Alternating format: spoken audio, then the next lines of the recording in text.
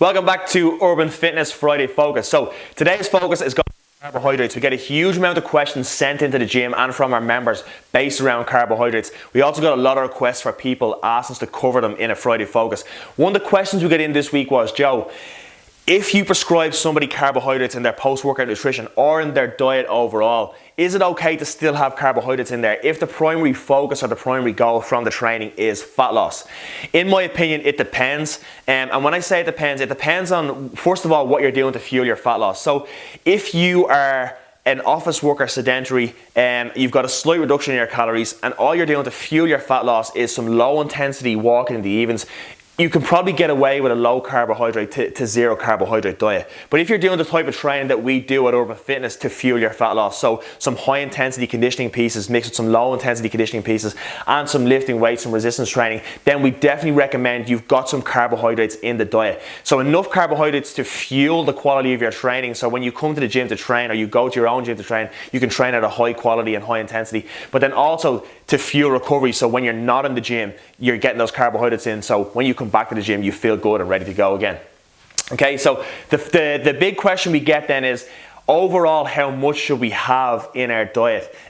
Generally, I find a good place to start with people is a gram per pound of body weight. So if you're 200 pound individual, you'll have 200 grams of carbohydrates. That's a really good place to start. Then off the back of that, you monitor your energy levels when you train and how well you're recovering between training sessions, and then we can make adjustments based off of that. Generally, you'll find when it's fat loss you're looking for primarily, if you've got that slight deficit in calories but you've still got enough carbohydrates in there to fuel the training and fuel recovery, you will still get a fat loss response because of that deficit. Type of carbohydrates we recommend then, you're going to have potatoes, oats, fruits, quinoa, rice, that type of thing, really good.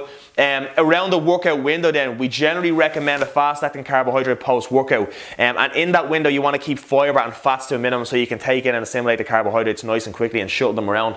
Generally, you'll hear me recommend Lucozade Sport for this. This is what I generally tend to like. It's a really good fast-acting carbohydrate to have post-workout. Then how much carbohydrate should I put in the post-workout nutrition? Generally what we do is, if it's a more low-intensity piece in the training, we would recommend a 1-to-1 ratio. So for instance, say you would have 30 grams of protein, then you would have 30 grams of carbohydrate as well. If it was a more highly glycolytic piece or a high-intensity piece for your training, then we would put a 1-to-2 ratio. So say you were going to have 30 grams of protein, you would have 60 grams of carbohydrates in the post-workout window. So generally, when we set people up for fat loss and we still get them carbohydrates, we aim to have a slight reduction in calories, a slight deficit in calories, and we give them enough carbohydrates to fuel their performance and fuel recovery. And as a result of the deficit, you still get that fat loss response. I hope that answers the question, guys. If you want anything else covered on Friday Focus, please get it in and we'll get it done.